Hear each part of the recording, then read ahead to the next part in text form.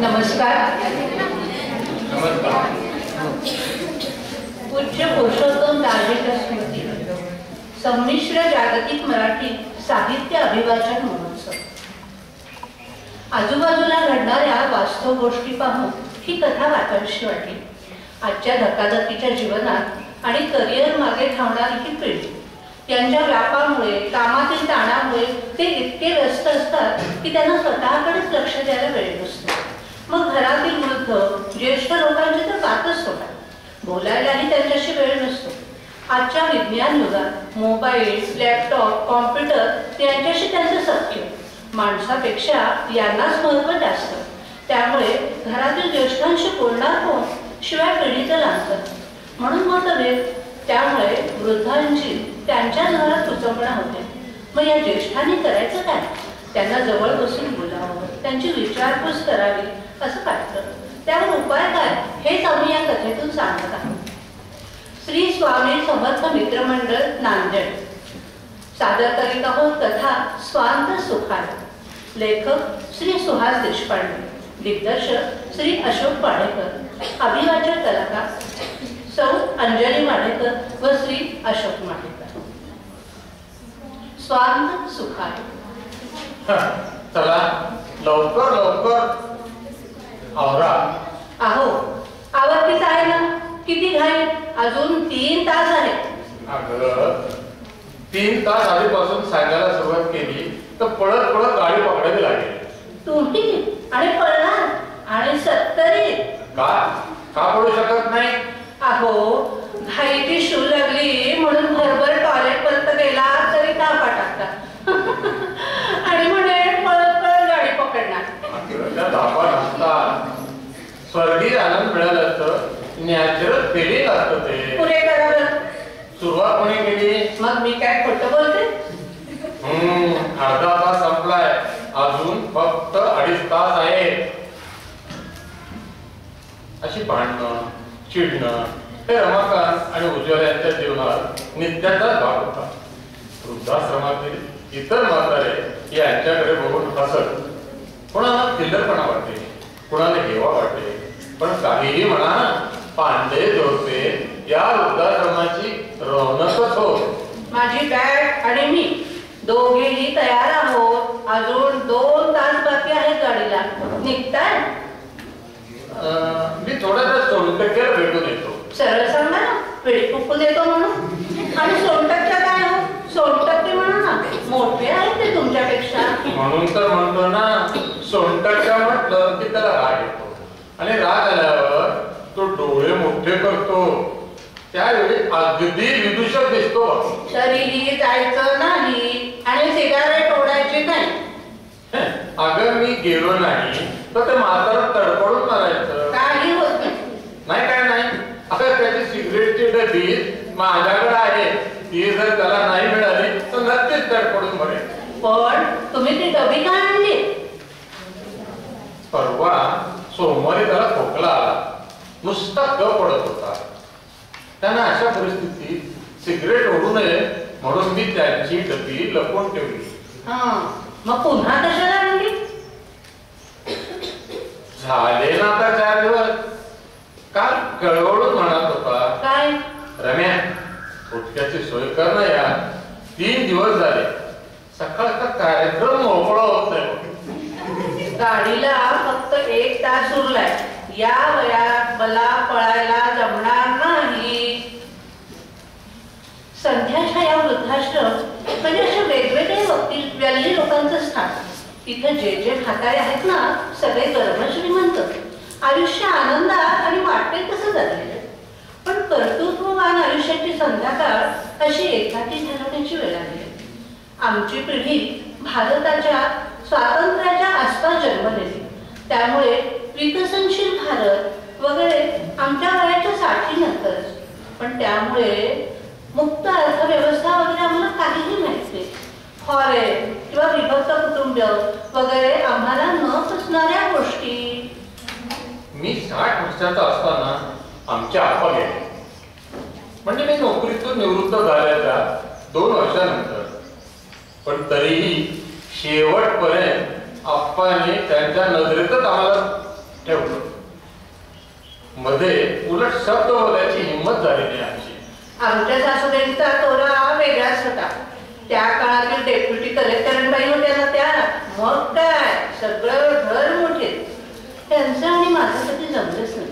त्यांच्या सूचना मला जास्त वाटायच्या आणि माझं म्हणणं त्यांना उलट बोलणं वाटेल. त्यामुळे भांड्याला भांडे लागेल. पण रात्री अंजलाला काही बोललं की तोंड फिरून झोपी जात. मग काय करणार, बायकोही महत्वाची आणि आई. दोघीवरही सारखंच प्रेम आणि दोघींचा माझ्यावर सारखा हक्क. वाढती कृपृ पाहून त्यांचा आप्पा मला म्हणाले, रमाकांत तू वेगळा राहतोस का? नाहीतर असं कर, तुझी बदली करून घे. त्यावेळी आप्पांना खरा विरोध घेण्याच केला होता. मग नाहीतर काय, मतं पटत नाही म्हणून काय माणसं सोडून द्यायची? मला नाही पटलं ते. मग मी गेले आप्पांकडे आणि सरळ सांगितलं, शेवटपर्यंत एकत्रच राहायचं. आप्पांच्या डोळ्यात पाणी आलं. म्हणाले, तुझा बाप फार नशीबवान, अशी पोरगी पोटी आली. काय झालं असायला? अगं बघ, फक्त एक झुरका घेतला ती सोडत्याच्या पळतच गेला. देवा, तुम्हाला लाज वाटतच नाही का हो? सोडत्याची बायको ते असंच म्हणाली आणि ठसका लागेपर्यंत हसली. मला खूप छान वाटलं. समाधानाने मी त्यांच्याकडे पाहत होतो. त्यांचं माझ्याकडे लक्ष गेलं आणि त्या थांबल्या. क्षणात गंभीर झाल्या. मी म्हणालो, हसा ना, हसा. का थांबला? काही नाही म्हणत त्या खोलीमध्ये निघून गेल्या. हे सोनटक्के कुटुंब म्हणजे एका मोठ्या कंपनीत जनरल मॅनेजर होते. एक मुलगा एक मुलगी, चौकोनी कुटुंब. पण यांचं मुलाशी आणि सुनेशी पटलंच नाही. रागारागात घर सोडून मुलीकडे गेले. तिने घरात घेतलं पण प्रॉपर्टी मागितली. केस कोर्टात गेली. म्हातारी केस जिंकले. संपत्ती यांच्याकडे झाली. पण मुलं कायमची दूर गेली. मग मीच म्हणालो, सोडटक्या जी खरी प्रॉपर्टी असायला हवी ती जवळ नाही. जे काही आहे टाक विकून आणि हे संध्याकाळमध्ये आयश करून बुटाबुटी. पण वहिनींचं मन मात्र नातवंडांमध्ये टाकलेलं. अजूनही आठवण आली की रडतात. अवघड असतो हो असा नात्यांच्या पाशापासून दूर जाणं. नात्यांचे पाश मुलांना नसतील का? असतील की. मग ते काय येत नाही त्यांच्याकडे?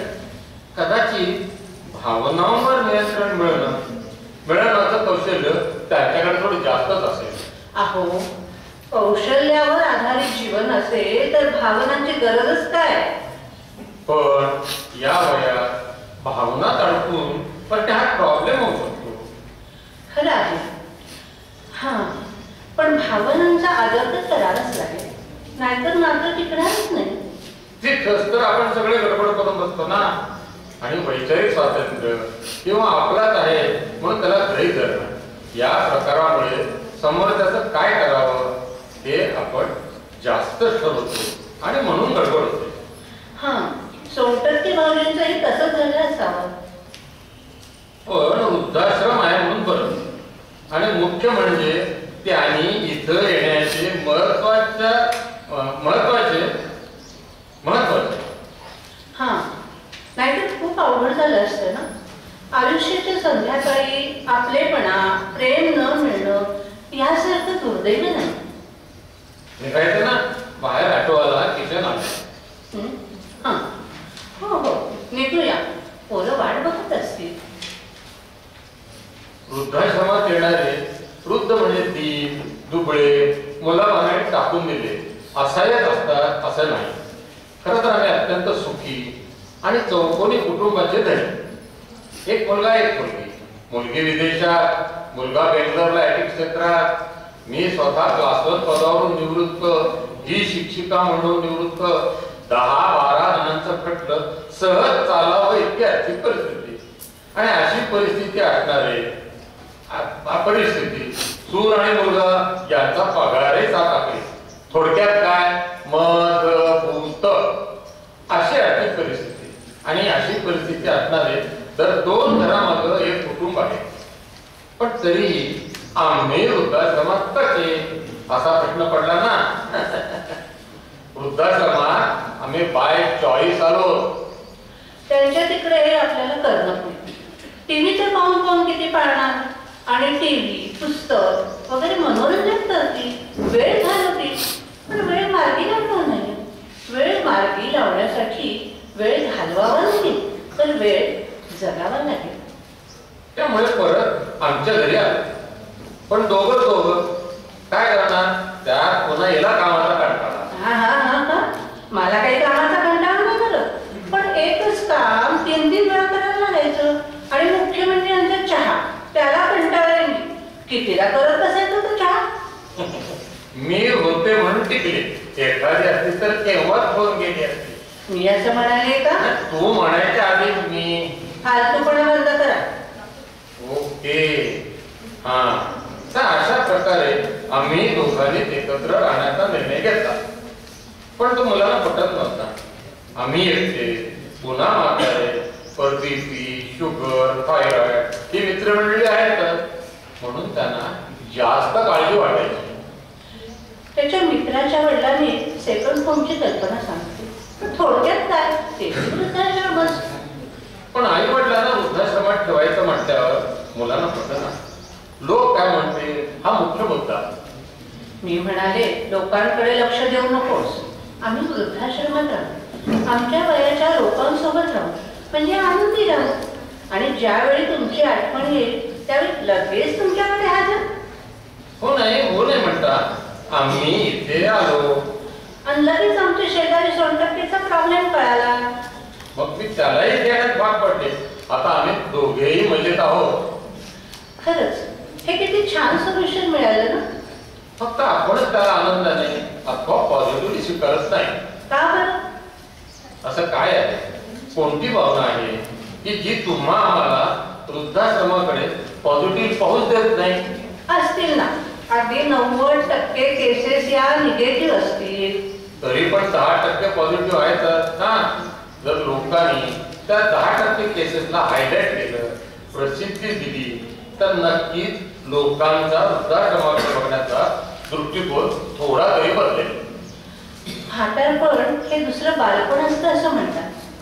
मग वृद्धाश्रम हे पाळणाघराचं दुसरं स्वरूप का होऊ शकत नाही? ज्या घरात आई आणि वडील दोघेही नोकरी करतात, म्हणून मुलाला काही वेळासाठी आपण पाळणाघरात ठेवतो.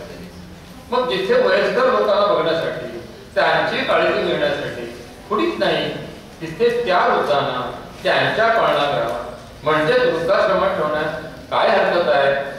पप्पा, तुमची बनियन बदला किती जुनी झाली ती? कशाला बदलायची? चांगली आहे की. छिद्र न पडता बनियन बदलणे हा बनियनचा अपमान आहे. पप्पा, तुम्ही या घरी 3 दुबळ्या बाबाच्या युनिट्समधून बाहेर या बरं. अगं, पोरीचा बाप गरीबच असतो. पण मी तुमची पोरगी नाही, सून आहे. मग तर मी 3 दुबळाच आहे. पप्पा, मारेल ना. अहो रमाकांतराव, कुठे घालवला? परवा इकडे दिसताना तो माझा आणि सुनबाईचा बनियनचा प्रसंग आठवला. तुम्हाला सुनबाई चांगली थमक्या भेटलीये. बरोबर जुन्या बनियन फेकून दिल्या आणि नवीन आणल्या. मी असं केलं असतं तर मला किती बोलणी खावी लागली असते कुणाचं. पण हा प्रसंग काय आठवला? हो, तो सिद्धे दिसतोय ना खिडकीतून, त्याच्या बनियनला 4 लोक पडले, पण तसाच वापरतो. त्याला म्हणालो बनियन बदल. त्यानं तर सांगितलं की गेल्या 2 महिन्यापासून पोरांनी वृद्धाश्रमाचे पैसे पाठवले. जर बनियन कुठून आज मी घेऊ शकतो, मीच बळजबरीने नवीन बनियन आणून देतो त्याला. मुलं इतकी निष्ठुर कसं काय होत असतील बरं? असा काय प्रसंग घडला असेल की एवढी कटुतीची भावना चक्क मुलामध्ये आणि बापामध्ये यावी? काही कळत नाही. पण अशा म्हाताऱ्या लोकांच्या समस्या अवघडच असतात. अशा म्हाताऱ्या? तू तर फार करून आहे जणू. मी पण म्हातारीच आहे, लगेच काही टोमणे मारायचं काम नाही. पण आपण काही अशा टाकून दिलेल्या म्हाताऱ्यांमध्ये येत नाही. मी अशा म्हाताऱ्यांबद्दल बोलतेय आर्थिक पारतंत्र्य असल्याने त्यांची फार कुचंबणा होते. म्हणून तारुण्यातच भविष्याची सोय करून ठेवलेली पाहिजे. अगं, शिंदे सारखे लोक भविष्याची तरतूद काय करणार? वर्तमानात जगणार, त्यांची उरफोट होते तर भविष्याची तरतूद काय करणार?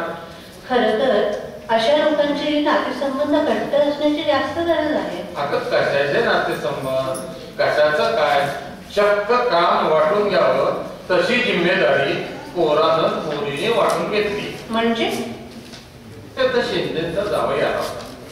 त्यांची बीपी व शुगरची औषधं द्यायला. त्यावेळी शिंदेनी अशक्तपणा वाटतो म्हणून टॉनिकची बाटली मागितली. तर जावयाने ते माझं काम नाही म्हणून चक्क नकार दिला. अरे रे, काय माणसं असतात. तुम्ही एक काम करा, त्यांच्यासाठी बनेन आणणार आहात ना तर एखादी टॉनिक बाटली पण आणा. हो, तात्काळच उघडले गेली. उघडली नसेल तर उघडा, पण शिंदेला टॉनिकची बाटली आणून द्या. त्या सोनटक्केला सिगारेट आणून देण्यापेक्षा कधीही चांगलं आहे. सिगरेट म्हणजे सोनटक्क्याचं टॉनिकच आहे. त्या सोनटक्केचं खरं टॉनिक तुम्ही आहात. तुमच्या बोलण्याने, वागण्याने, हसवण्याने तो खुश असतो. एकदा मला सोनटक्के वहिनी म्हणाल्या, वृद्धाश्रमात आल्यापासून आमचे हे फारच आनंदी असतात. नाहीतर आधी नुसती चिडचिड करायची, आता तर यांची शुगर पण नॉर्मल असते. म्हणून म्हणते तुम्ही त्यांचं खरं टॉनिक आहात. माझं टॉनिक तू आहो, काहीतरी वाटू द्या. किंवा स्वतःच्या वयाचा तरी विचार करा. वयाचा विचार काय करायचा? अरे दिल तो जवान है. शिंदेचा प्रॉब्लेम आर्थिक स्वातंत्र्याचा नाही, वैचारिक दिवाळखोरीचा. म्हातारपणी पाय बापाला वेदना देताना कोणाला काही वाटत नसतं. ती वैचारिक दिवाळखोरीच ना. एका हाताने टाळी वाजत नसते. यांचंही काहीतरी चुकलंच असेल. शिंदेची बायको पण फार तेचाची आहे. अगं, टाळी दोन हाताने वाजते हे खरं, पण टाळीच वाजू नये म्हणून ते हात सोडून टाकायचे. कशाचा आवाज येतोय? पुन्हा ती रजनी उफाळी वाटत. झालं, आता तासभर चिंता नाही. तिच्या गोळीचा डोस नक्कीच चुकला असेल. हो, ते यांच्यासारख्या मानसिक रुग्णांच्या औषधाबाबतीत फार पर्टिक्युलर राहावं लागतं. तशी ती रजनी देखील स्वतःबद्दल फार पर्टिक्युलर असते. तिला तिच्या औषधाबद्दल धास्ती असते, पण कधी कधी भीती पोटी वेळेच्या आधीच औषध घेते. आज काय झालं कोणाला ठाऊक. अकाली आलेलं वैधव्य आणि एकुलत्या एक मुलाने फसवून घराबाहेर काढल्याचा धक्का सहन झाला नाही बिचारीला, आणि डोक्यावर परिणाम झाला तिच्या. रस्त्यात फिरत असताना जोशी काकाला ती दिसली. जोशी काका तिला ओळखत होते म्हणून इथं घेऊन आले. सोनटक्के भाऊजींनी मन मोठं केलं आणि तिचा अर्धा खर्च उचलला म्हणून बरं. अरे वा, त्या म्हाताऱ्याने अर्धा खर्च उचलला तर त्याचं कौतुक, आणि उरलेला अर्धा खर्च मी उचलतो त्याचं तुला काहीच नाही. तुमचं तर कौतुक आहेच की. खरं तर तुमच्या कोणकोणत्या गोष्टीचं कौतुक करावं हे आठवायला बसले तर दिवस होणार नाही. आणि आपल्या माणसाचं कौतुक नाही करणार तर मग कुणाचं करणार? कौतुक करणं हाही कौतुक करण्यासारखाच गुण आहे. ज्याला योग्य गोष्टी योग्य वेळी कौतुक करणं जमतं तो फार लवकर मित्र होतो. पण ते जमलं पाहिजे ना. नाहीतर काही लोक असतात, आपण कितीही झिजलं तरी कौतुकाचा एक शब्द निघत नाही. मला म्हणाले, छे हो, तुमचं तर किती लक्ष माझ्याकडे. मग बायकांकडे लक्ष ठेवलंच पाहिजे. बायकोकडे म्हणायचं होतं मला स्वतःच्या बायकोकडे लक्ष ठेवलंच पाहिजे. पण एकमेकांकडे लक्ष देणं, कौतुक करणं, काळजी करणं हे छोट्या छोट्या गोष्टी जरी पाळल्या ना तरी जीवनाची लज्जत वाढते. पण काही वेळा जाणीवपूर्वक स्वतः दूर राहून दुसऱ्याला त्याची स्पेस देत ना हे तेवढंच आवश्यक. नाहीतर मग भांड्याला भांडं लागतं. त्या रजनीचा आवाज चांगला वाटतो. जोशी काकाने गोळी दिली असेल. उद्यापासून रजनीच्या गोळीची जिम्मेदारी मीच घ्यावी म्हणतो. जोशी काकांना होत नाही आता. अहो, काय काय करणार तुम्ही? राहू द्या, मी घेते ती जिम्मेदारी. तू मला तर वाटतं तुलाच एखादं टॉनिक आणून द्यावं. हो हो हो हो, चालेल की. म्हातारपणे टॉनिक घेतलेलं चांगलं. मग बोलवतो रात्री सोनटक्क्याला. ते टॉनिक नाही, हे टॉनिक. खरं तर या वयात सर्वात छान टॉनिक म्हणजे वंशावळीचा आनंद. मुलं, नातवंड, शेजारी पाजारी यांचा आनंद बघून मन कसं प्रफुल्लित होतं आणि एक वेगळीच ऊर्जा मिळते. पण ते बघता येणं प्रत्येकाच्या नशिबात नसतं ना. स्वभावातील गुंडोल बघता पिढ्यामध्ये खटके उठतात. छोट्या छोट्या गोष्टींचं मतभेदांमध्ये रूपांतर होतं. मतभेदांचे मग मनभेदामध्ये रूपांतर होतं. मनभेद झाल्यावर माणसांमधील चांगुलपणा अनुभवता येतच नाही. मला वाटतं मनभेदांसाठी आपण म्हातारे जास्त कारणीभूत असतो. वय झालं तरी आम्हाला रिमोट कंट्रोल आमच्या हाती हवा असतो. मग ते घर असो, मानपान असो किंवा निर्णय घेण्याची प्रक्रिया, रिमोट आमच्या हाती हवा, कारण आम्ही मोठे. तसं काही नाही. आपल्या वयाचा मान ठेवून मुलांनी मागले पाहिजेच ना. आपणही त्यांच्यासाठी आयुष्य गरजेचं असतं ना. मग त्यांनीही जाणीव ठेवून वागायलाच हवं. संसार वेळीवर मुलं रुपी फुलं फुलण्याची इच्छा कोणाची असते बरं? मायबापांची. मुलांशिवाय संसार पूर्ण होत नाही ही धारणा कोणाची? मायबापांची. मग मुलांची जिम्मेदारी कोणाची? मायबापांचीच ना. मग स्वतःची जिम्मेदारी पूर्ण करायला झिजलो वगैरे असे ग्लॅमरस नाव काय द्यायचे बरं? पण म्हणून तरी मुलं जबाबदारी मुक्त होत नाही ना. मग जशी त्यांची जबाबदारी सांभाळली पाहिजे तशी आपणही आपली जबाबदारी सांभाळलीच पाहिजे. तसं झालं तर वृद्धाश्रम तयारच होणार नाही. मी म्हणतो तयार व्हायलाच हवी. काय? हो, तयार व्हायलाच हवी. आणि काही काळ वृद्धांनी वृद्धाश्रमात घालवायलाच हवा. दूर गेल्यानंतरच जवळच्याची किंमत कळते. आपले घर मोठं होतं म्हणून, पण त्याचं घर लहान आहे. त्यामध्ये एखादी खोली वृद्धांसाठी जाणार असते, त्या तरुणांना प्रायव्हसी कशी मिळणार? हे मात्र खरं.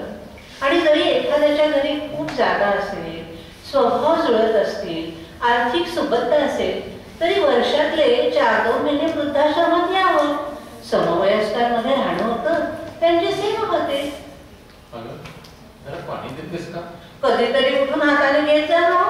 तुझ्या हातून पाणी पिण्याला वेगळीच चव येते. पुरे करा.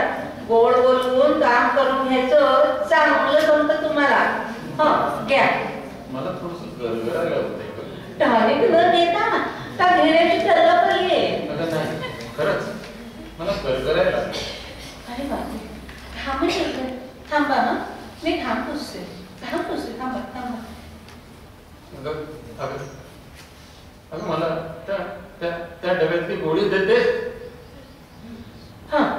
हे घ्या. अहो घ्या ना. असं काय करता? अरे बापरे, अहो काय होते तुम्हाला? काय होते? अहो घ्या ना. दोषी काका, सोडणे शिंदे काका, लवकर घ्या. बघा काय कसं करतात. अहो उठा ना.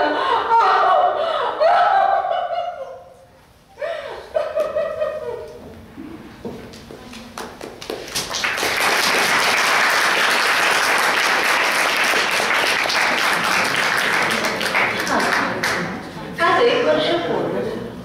खूप अवघड. 50 वर्षाची सोबत होती आमची. पुणे किती दिवस एकट्याने काढायचे आहेत कोणास ठाऊक. पण यांच्या आठवणी पुरतील नक्कीच. आम्ही तरुण म्हणूनही जगलो आणि म्हातारे म्हणून नाही.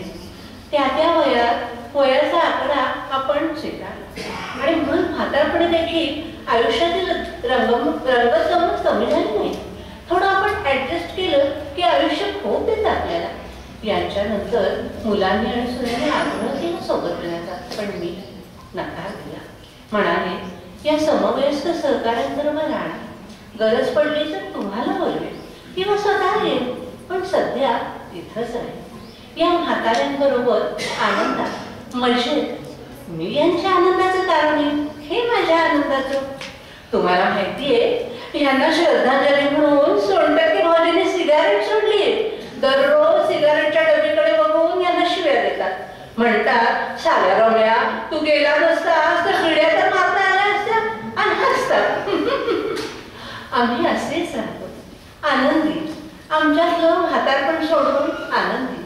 आमच्यातलं म्हातारपण सोडून आमचं इथलं ज्येष्ठत्व जपल. हे म्हणायचे आधार घेणारे म्हातारे आणि आधार देणारे ज्येष्ठ. ज्येष्ठ नेहमी आनंदी असतात. आम्हीही नेहमी राहणार स्वांत सुखांत, स्वांत सुखांत. या प्रतिपत्तीच्या गोड संवादानंतर आपण परीक्षक गणांना विनंती करूया त्यांनी आपले मत.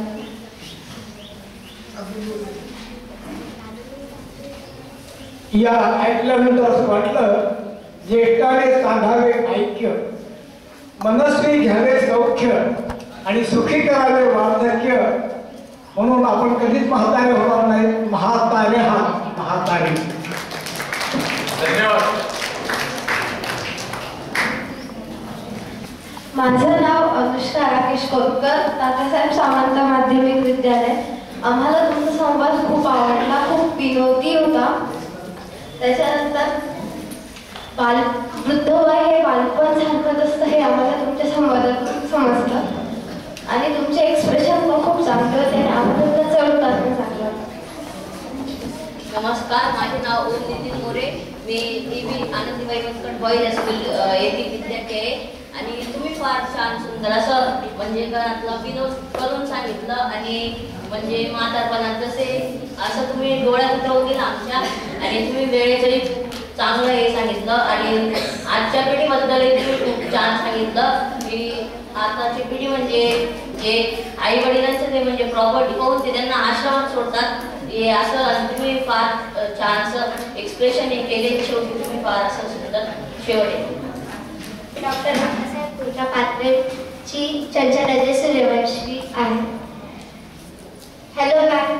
Hello sir. तुमचे हावभाव, आवाजाचे चढ उतार आणि तुमच्या संवादातले जे भांडण होतं ते खूप छान होतं. आणि तुम्ही जी सुरुवातीला विनोद केला तोही खूप छान होता. आणि तुमची जी बोलण्याची स्टाईल होती ती पण खूप छान होती. मी तुमच्या या संवादात खूप रमून गेली होती. आणि तुमचा शेवट पण खूप छान झाला, म्हणजे ते बघून अंगाला खरंच शहारे आले. थँक्यू. आता सगळेजण छान छान छान म्हणतात ना. तिने सांगताना काही गोष्टी काय छान आहे असं सांगितलं, त्याच्यात वाद नाही. पण मला एक डिफरन्शिएट आता करता तुम्हाला आलं पाहिजे. त्याच्यातलं लेखकाचं श्रेय कुठलं आणि अभिवाचकाचं श्रेय कुठलं. त्यांनी चांगलं वाचन केलं त्याच्याबद्दल प्रश्न नाही. पण काही गोष्टी ज्या तुम्ही ॲप्रिशिएट केल्या त्याच्यामधलं क्रेडिट लेखकाला बऱ्यापैकी जातं. हे मला आवर्जून सांगायचं आहे. आणि दुसरं एक सांगायचं आहे, आमचे अत्यंत जवळचे मित्र म्हणजे साधारणपणे जेव्हा अभिवाचनाला सुरुवात झाली ते 21 वर्ष सुहास देशपांडे आवर्जून इथल्या स्पर्धेला येतात आणि प्राथमिक केंद्र त्यांनी नांदेडला ज्या पद्धतीनं चालवलं त्यांनी आवर्जून तिथे बक्षिसं ठेवली आहेत, पहिलं दुसरं तिसरं. आणि जिथे जिथे संहिता कमी पडते लगेच ते लिहून काढतात संहिता आणि देतात. ही जी आता स्वांत सुखाय आहे ती सुद्धा संहिता त्यांनी या त्याच्यासाठी स्वलिखित नव्यानं लिहून दिली. आणि त्याची जवळजवळ म्हणजे किती 9 एंट्रीज होत्या तिथल्या, 9 की 10 एंट्रीज होत्या. 10 एंट्रीजमधल्या मला संहिता सुहासनेच लिहिलेला. तर मला असं वाटतं सुहास देशपांडेंना केंद्र प्रमुख म्हणून आपण जोरात टाळ्या वाजवून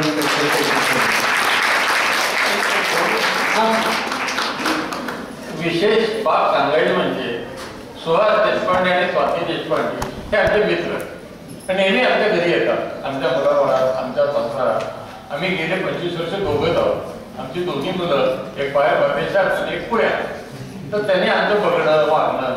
तर काका काकू मी कथा लिहिली, तुम्ही वाचता का? म्हणून काय आता ते वाचणार, तू ते वाचतो. आणि थोडंसं त्याने मार्गदर्शन केलं आणि पहिल्याचीच कथा मी नांदेडच्या शाखेत सादर केली. तिथे लोकांना आवडली आणि योगायोगाने आम्हाला सांगितलं की तुम्ही पार्टी जिंकला, आता मोठ्या मैदानात जायचंय, तुम्ही जायला तयार आहात का? पण आता इथे आलोय, अजूनही प्रयोग करून पाहू. म्हणून आम्ही मुद्दाम निकम मॅडमला सांगितलं असं असं आहे, वयाची बाब आहे. आता माझं वय खरं सांगतं आय एम 77 रनिंग, ही 71 पुढं आहे. पण ते म्हणले तुम्ही साथ देत असाल तर मी करते, मी दुसऱ्यावर कुणावर करणार नाही. म्हटलं आता आपलं खरंच जीवन करू साधन. अशा प्रयत्नाने आम्ही